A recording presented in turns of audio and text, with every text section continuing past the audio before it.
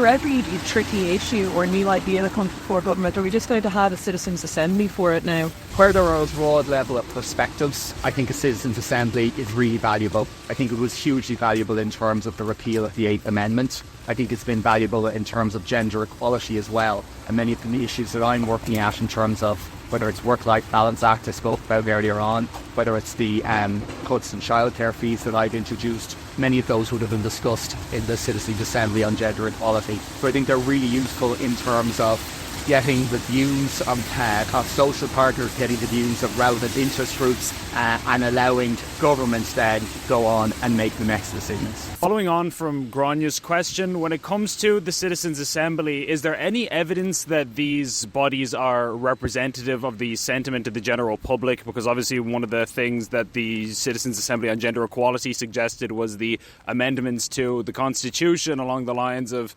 removing the woman in the home reference and this sort of thing.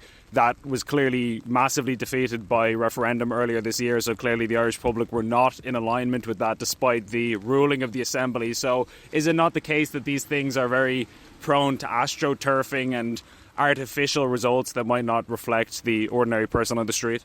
Well, as you know, the Citizens' Assembly on the repeal of the 8th Amendment, the outcome of that was resoundingly accepted by the Irish people as well. So the Citizens' Assembly are a forum where a difficult issue, an issue particularly with many aspects to it, and our proposal around a 4-day week is one with many aspects to it, can be teased out in detail. But ultimately, it's the government of the day that decides what proposals are brought forward, be it a referendum proposal, and obviously in this case, it would be a question for legislation, and it would be the government of the day that would bring forward the proposed legislative changes, and it would be the Oireachtas that would vote for it ultimately. So, irrespective of any concerns that people may have with the Citizens' Assembly, it is our elected representatives, or indeed the people, who have the final say.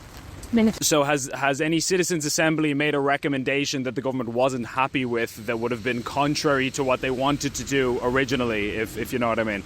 Well, I think maybe the Citizens' Assembly on gender equality would have recommended a public model of childcare, and in this term of government there wasn't absolute agreement to that. I actually think it is a good recommendation. As you know, it's a key part of the Green Party manifesto going forward, but that's one where there was a recommendation of an assembly where there wasn't cross-government agreement, but I actually think now more parties are coming along to that line and the Green Party side is taking out that.